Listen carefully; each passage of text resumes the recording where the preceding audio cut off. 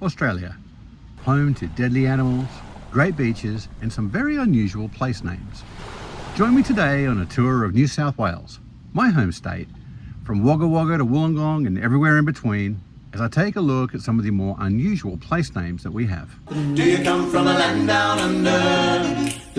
Oh, where women glow and men plunder. Oh, can you hear the thunder? Oh, you better run, you better take cover.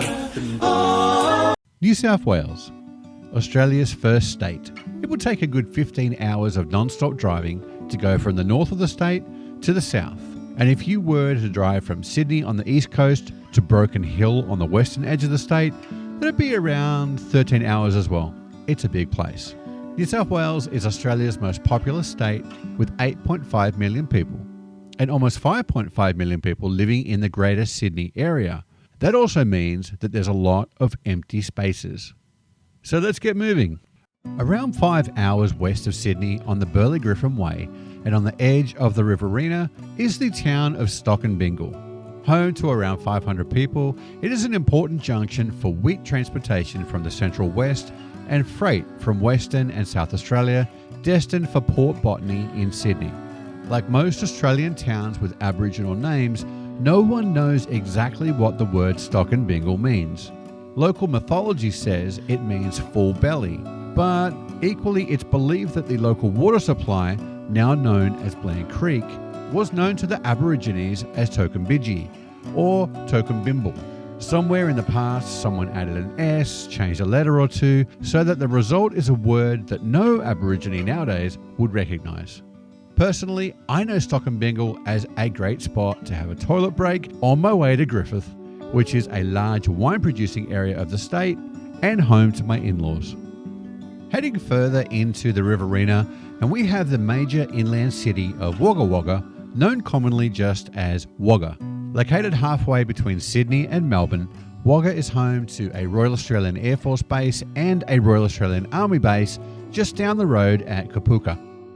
Charles Sturt University campus is also here, and one for the trivia buffs, the British musical duo the Eurythmics actually decided to form together as a duo whilst in a hotel room in Wagga.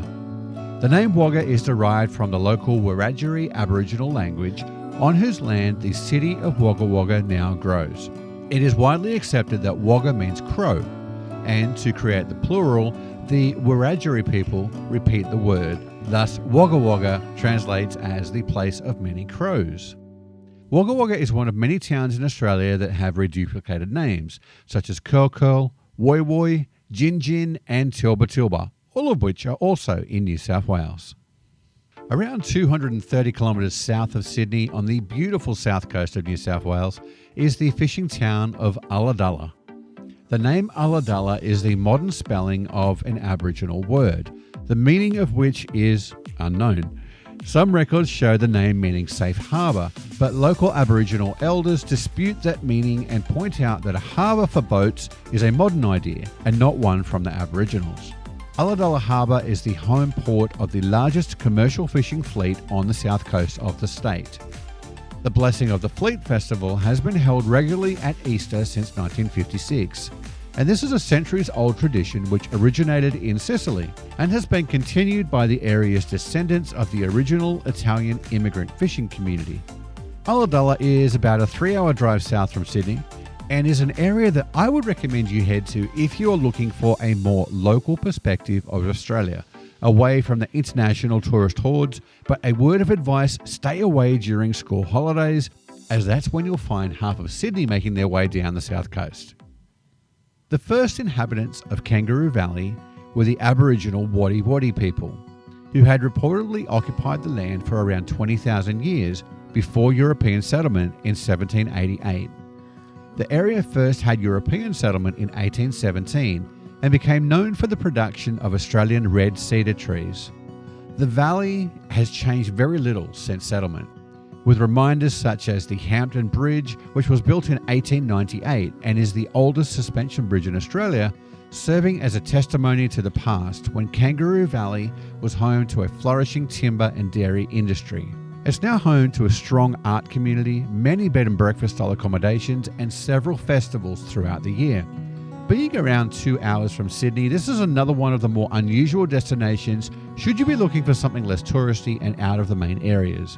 Interestingly, I have always seen more wombats in the valley rather than kangaroos, so just be careful when driving. Wombats can make a mess of your car, particularly on those mountain roads at night.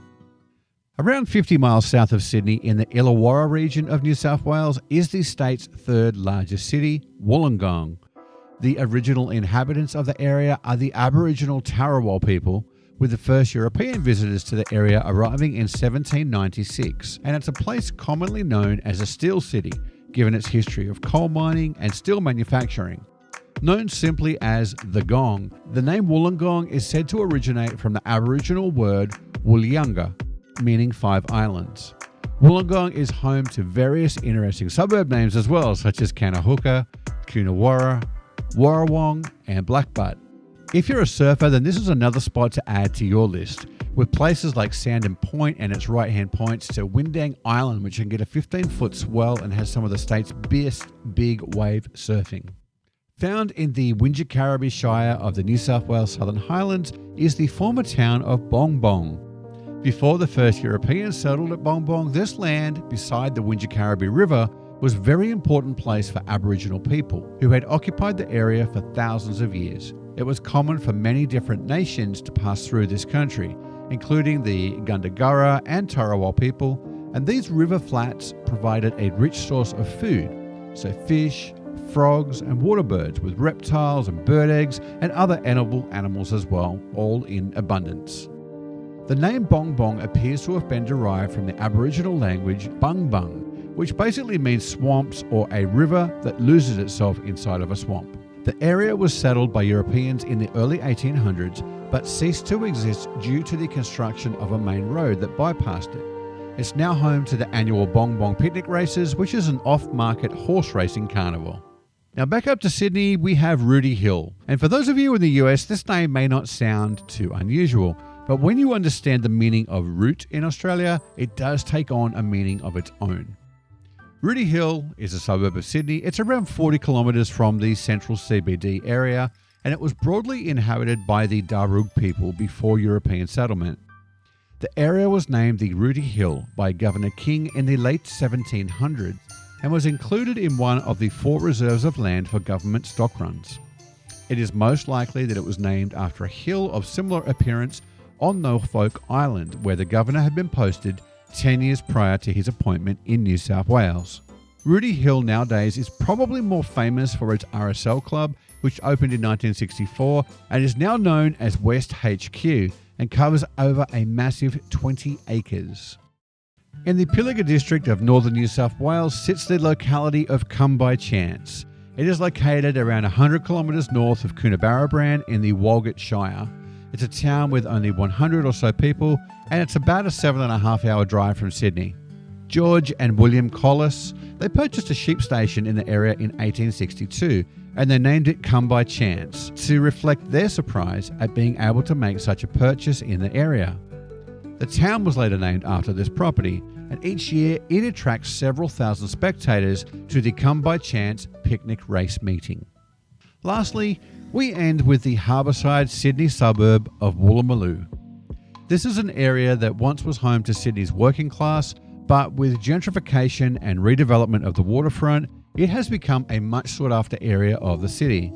A quick look at property prices sees recent sales in the suburb, such as a 2-bed apartment going for $2.5 million and a 1-bed going for $1.5 million. Apartments that might be big enough to swing a cat around if you're lucky. One famous resident of Woolloomooloo is actor Russell Crowe, who owns a $14 million penthouse on the harbour. I can only imagine the views that he has with Sydney's amazing fireworks show for New Year's Eve. The current spelling of Woolloomooloo is derived from the name of the first homestead in the area, Woolloomooloo House, which was built by the first landowner John Palmer. Now there is debate as to how Palmer came up with the name, with different Aboriginal words being suggested. So Woolloomooloo could be derived from either Wallamalla, which means place of plenty, or Wallabalala, which means a young black kangaroo. I did want to give special mention to the New South Wales towns of Delicate Nobby, Tom Ugly, Balls Head, and the cotton growing town of Weewa as well.